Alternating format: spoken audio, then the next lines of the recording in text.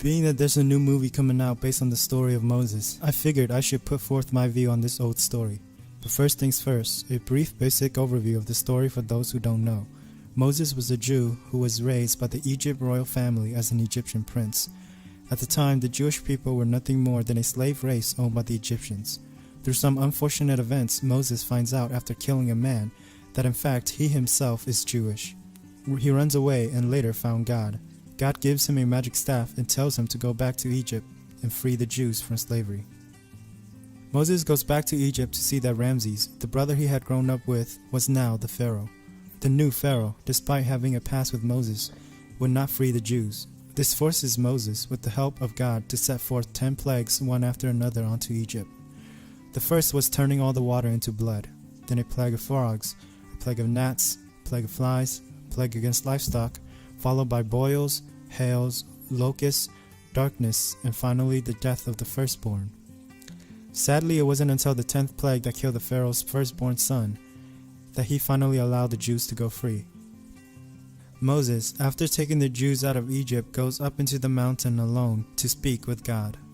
God, being pleased, gave Moses 10 commandments written on stone tablets, which was the 10 laws man was to live by. Before I tell you what I think about this story, I want you to keep in mind one thing.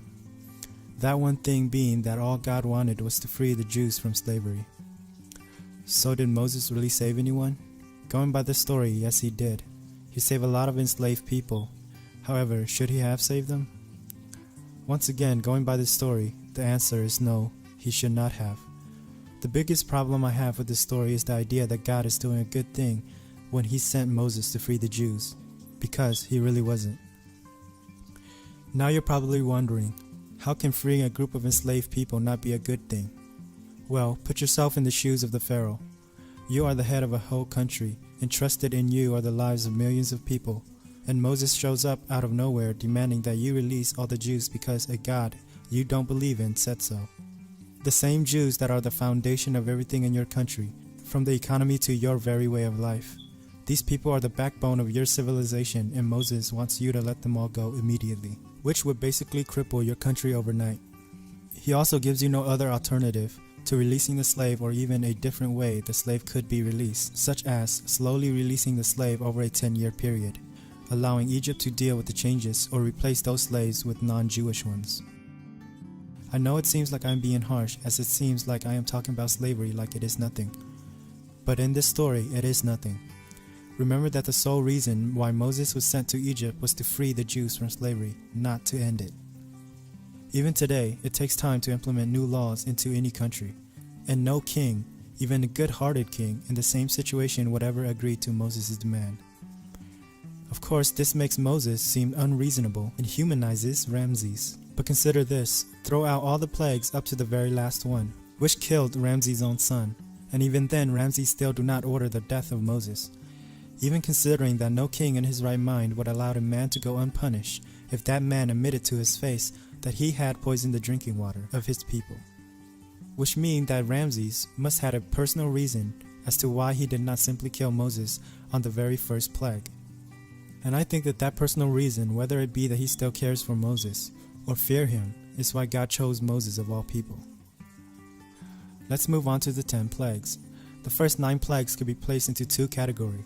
The first category is famine, which is basically kill all the crops, livestock, and poison the drinking water. The first category is really pointless when it comes to freeing the Jews.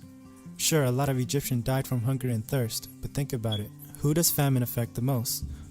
The Egyptian lower and middle class, who ironically are the only group of people who would even consider supporting freeing the slave, as they are the only group who can sympathize with being poor. The rich and powerful, the actual people with the ability to free the slave, were most likely untouched by the famine, as they can afford to import whatever they need from neighboring countries to ride out that famine. The second category is discomfort and death. These are the plagues that made it hard to live in Egypt and directly attacks the Egyptian people.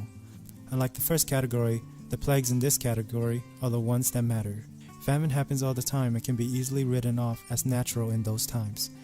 The second category, though, is where Moses really demonstrated that he was sent by a powerful godlike being, which finally affected all the people of Egypt, including the nobles. But remember that God knows all, So he knew that from the moment he sent Moses to free the Jews, that the first 9 plagues were not going to work. The Pharaoh let millions of his own people die before he allowed the Jews to go free. It wasn't until he lost his son to the last plague that he finally let them go. But that's not even the worst part. The worst part of this story is the part that most people, even atheists, overlook, and that is the Egyptian. The Egyptians are portrayed as evil slave owners, so it is understandably overlooked by most people. But when it is all said and done, what happened to Egypt outweighs everything that Moses did. Remember that God only wanted one thing, and that was to free the Jews from slavery. But by doing so, he killed millions of Egyptians, left their country in ruin, took away all their food and water supply. And he didn't even end slavery. If anything, he made it worse. Considering that if Egypt survives the 10 plagues, it must now go to war with its neighbors to feed its own people. And of course they're going to enslave the people in those countries. But this time it will be worse, because now the Egyptians have both hate and fear for their slaves, which means not only is Egypt weakened, but the whole region is now unstable and at constant war with each other.